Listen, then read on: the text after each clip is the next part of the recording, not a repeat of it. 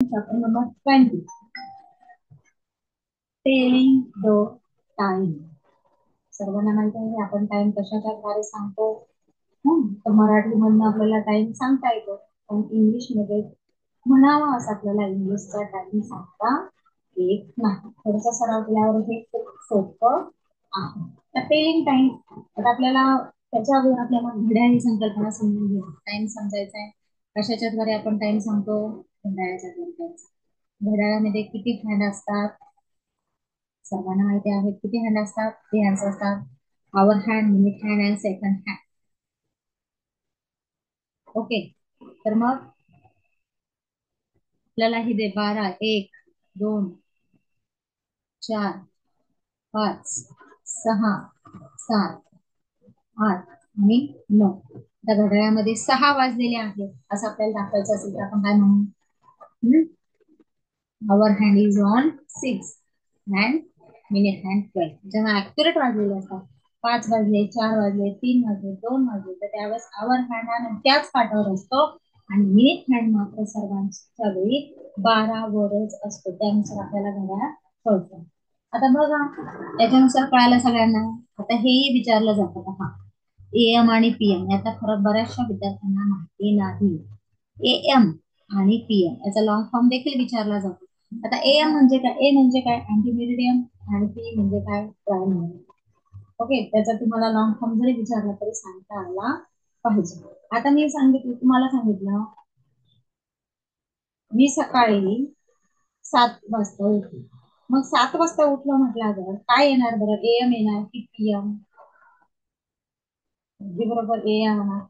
रात्रीच्या 12 वाजल्यापासून दुपारच्या 12 पर्यंत काला म्हटलं जातं एएम.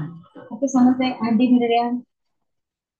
आणि दुपारचे 12 ते रात्रीचे 12 पर्यंत वेळेला म्हटलं जातं पीएम, प्राईम मेरिडियन. ओके, आता बघा, ह्यातला फरक तुमचा दूर झाला. एएम आणि पीएम मधला फरक दूर झाला. आता तुम्हाला हे पण माहिती आहे, मध्यान्हपूर्व, दुपारपूर्व, मध्यान्होत्तर, ह्या पद्धतीने आपल्याला क्वेश्चनचे आन्सर्स देता आली पाहिजे. आता आपल्याला अजून एक 3 संकल्पना समजून घ्यायच्या आहेत. काय हे वर्तुळ. ओके, वर्तुळाचे 2 भाग केले तर किती झाले? 8. म्हणजेच बघा, जेव्हा मिनिट हँड 30 वर असतो तेव्हा वाजवले जातात. काय म्हटलं जातं त्याला?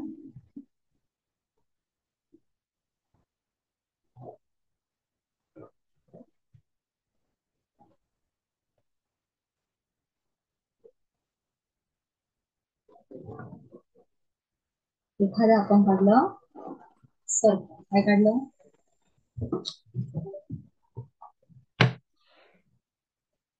आपण काढलं सर्कल.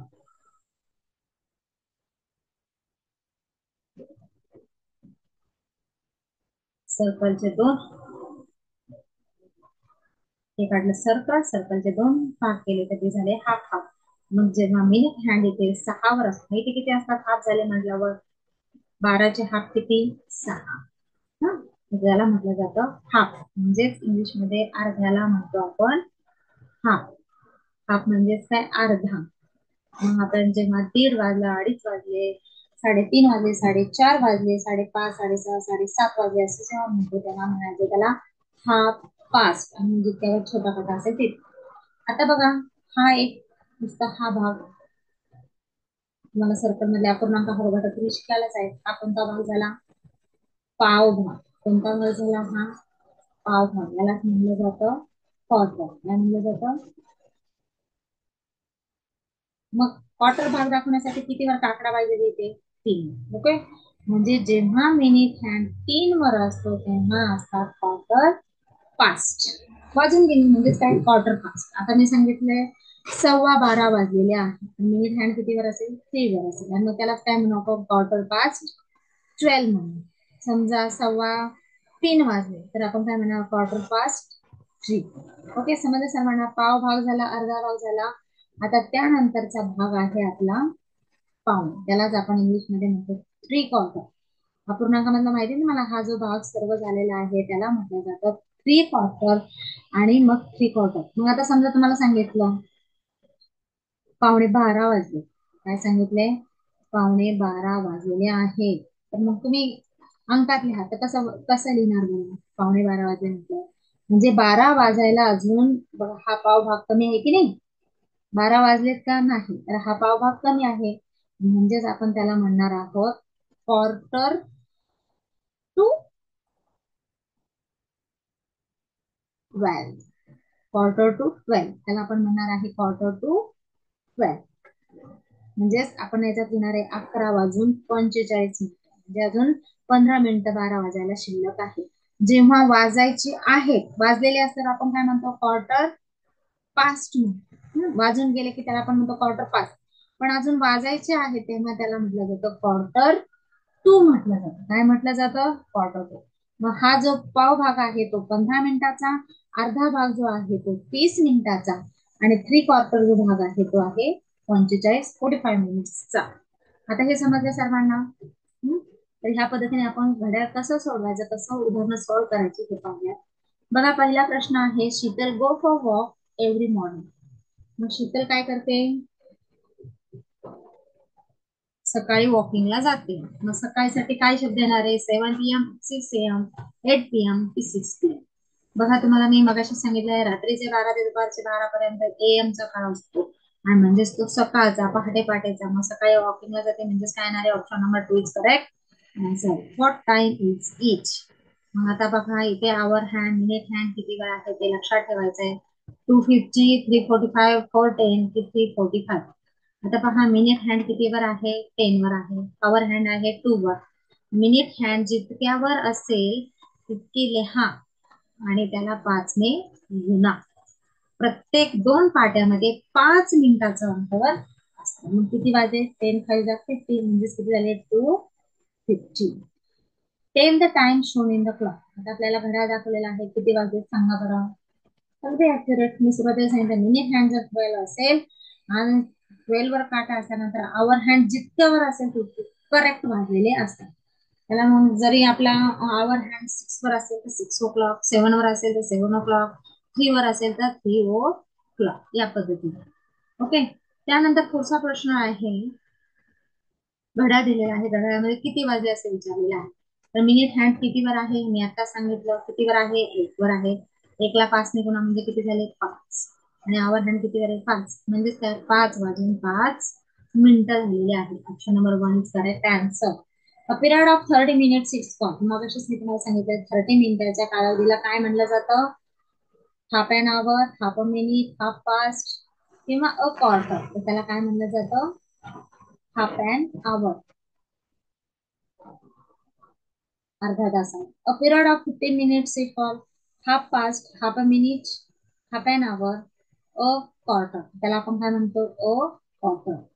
Quarter past to. बघा, मी तुम्हाला सांगितलं क्वार्टर पास्ट असा शब्द आल्यावर काय असतं? 15 मिनिटाचा कालावधी असतो. आवर हँड, मिनिट हँड असतो फक्त 3 वर. आणि क्वार्टर पास्ट टू टू म्हणजे 2 येतात. मग काय येणार आहे? Option 2:15. Option number 3 is correct answer. What time is noon? मग किती वाजतात? नून म्हटल्यावर तर 12. Option number 1 is correct answer. 1:30 what's the time? 1:30, 1:40, 1:30 कोणता ऑप्शन बरोबर आहे? Option number 1. A period of 45 minutes is called 1 quarter, half, 3 quarter, 2 quarter. तर a period 45 ला काय म्हटलं जातं? 3 quarter. ओके. 15 मिनिटला काय म्हणलं जातं? A quarter. 30 मिनिटला काय म्हणलं जातं? हाफ. ओके. हाफ एन आवर असे म्हटलं जातं. What the time at midnight? रात्रीचे मिडनाईटला टायमिंग काय असतो? 5 AM, 12 PM, 6 AM की 12 AM? रात्रीचे 12 ते दुपारचे 12. मिडनाईटला मग कोणते वेळ असते? 12 AM. दुपारच्या 12ला म्हटलं जातं 12 PM. Which type of clock is used at airport? आता एअरपोर्ट मध्ये कोणत्या टाईपचं घड्याळ वापरलं जातं? आता एअरपोर्टला ह्या देशातून त्या देशामध्ये आपण जातो म्हणजे अॅक्युरेट टाइम आपल्याला 12 तासांचं प्रत्येकाचं घड्याळ वेगवेगळं असतं. त्यासाठी आपल्याला काय केलं जातं? 24 तासाचं घड्याळ. रेल्वेला सुद्धा देखील 24 तासांचं घड्याळ फॉलो केलं जातं. One what's the time? मग काय म्हणलं जातं? अॅक्युरेट 1 वाजल्याने त्याला काय म्हटलं जातं आपण? 1 o'clock. आता घड्याळ दिलेला आहे त्यानुसार टायमिंग सांगायचं आहे. मिनिट हँड कितीवर आहे आपला? 3. 3ला फायने मल्टिप्लाय करा, मग किती झाले 15 minutes. Okay, meaning hour hand कितीवर आहे 10 वर आहे, म्हणजेच किती झाले 12 15. पण आपण 15 ला काय म्हणतो क्वार्टर, 10 वाजून 15 मिनिटं झाले म्हणजेच काय क्वार्टर पास्ट 10. काय म्हणतो आपण त्याला quarter past 10. Option number 1 is correct answer. नंतर क्वेश्चन नंबर 12 आहे बघा, मिनिट हँड कितीवर आहे 10 वर आहे. 10 ला 5 ने गुणा, किती झाले 50. ओके, आता पूर्ण काटा 7 वर आलेला नाही, केव्हा येतो जेव्हा हा मिनिट हँड 12 वर जाईल, म्हणजेच किती झालेले आहे 6:50. 50 मिनिट प्लस 6. ओके, त्यानंतर क्वेश्चन नंबर 13 पहा, मिनिट हँड कितीवर आहे 6 वर आहे. 5 ने गुणा, किती झाले 6 5 30. आवर हँड 1 वर आहे 1:30, म्हणजे त्याला हाफ पास्ट 1 असं देखील म्हटलं जातं. आता इथे काय सांगणार आहात तुम्ही, किती वाजलेत मराठीत सांगा. हे अगदी बरोबर. त्यालाच इंग्लिश मध्ये काय म्हणायचंय, पावणे म्हटल्यानंतर क्वार्टर टू. मग पावणे 6 वाजलेत म्हणजे 6 वाजायला अजून 15 मिनिटं टाइम आहे, मग काय म्हणणार तुम्ही क्वार्टर टू 5. म्हणजे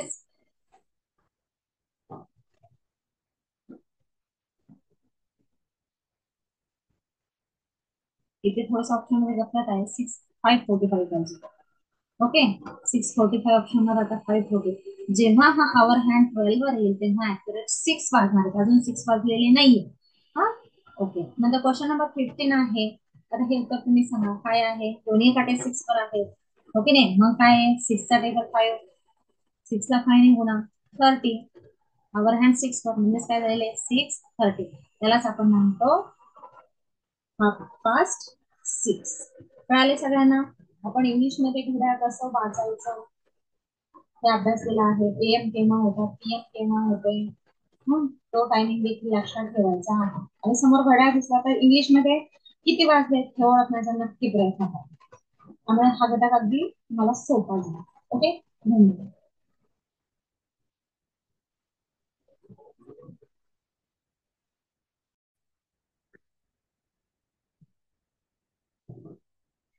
तर आता आपण चॅप्टर नंबर 24 रीडिंग स्किल्स हा टॉपिक अभ्यासणार आहोत. सर्वांनी पेज नंबर 174 काढा.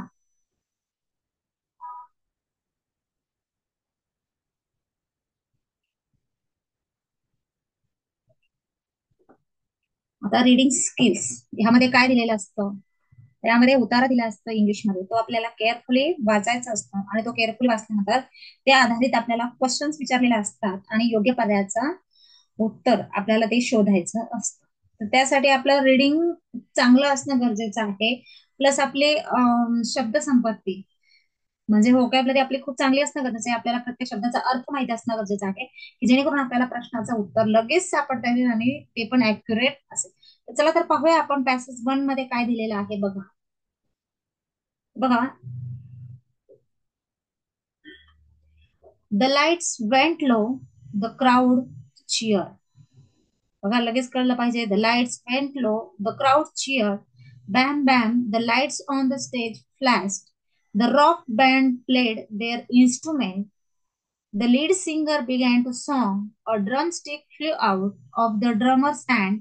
Dancers jumped out on the stage and they began to move. The band has a lot of fans. Everyone had a great night.